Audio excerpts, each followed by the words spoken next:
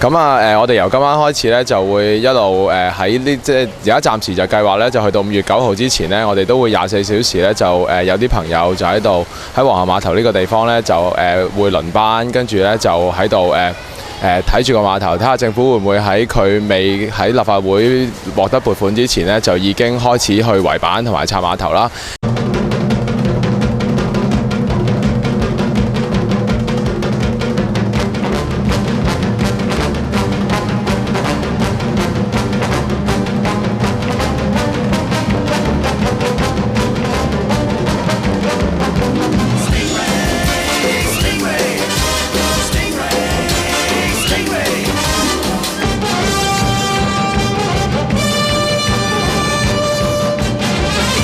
咁但係即係其實除咗呢個看更，我哋即係除咗我哋今晚開始就會24小時有看更之外，其實呢個看更咧，其實即係都仲有一啲即係另外更加即係進取同埋呢個生產性嘅功能嘅。嗰啲功能咧就係即係其實我哋都希望咧，即係喺度可以即係譬如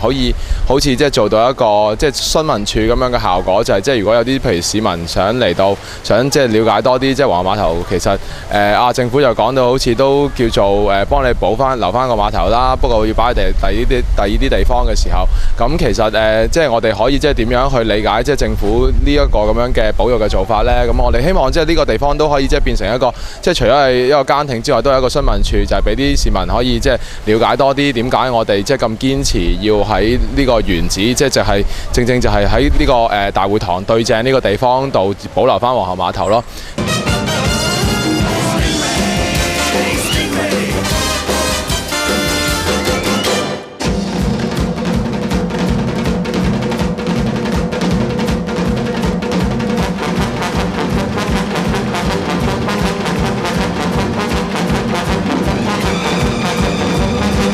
咁第三、第四、第5樣其實都仲有好多嘢可以做㗎，即係譬如我哋可以繼續喺度即係休憩啊，喺度即係放鬆下自己啊，即係因為咁即係講到底呢個碼頭雖然嗰個上落客停船嘅功能已經停咗，咁但係即係其實呢個地方呢個本身就係希望作為一個即係開放嘅公共空間嘅一個地方，其實我哋都應該係繼續去堅持去用佢，同埋即係繼續係即係用得佢係即係大家係覺得舒服，同埋即係大家係即係享受有一個咁樣嘅公眾空間。咁其實呢個空間先至會有意思，同埋即係先至會即係值得我哋繼續喺度即係玩啊，喺度做嘢啊，喺度同埋要求呢個地方係可以原地保留咁樣咯。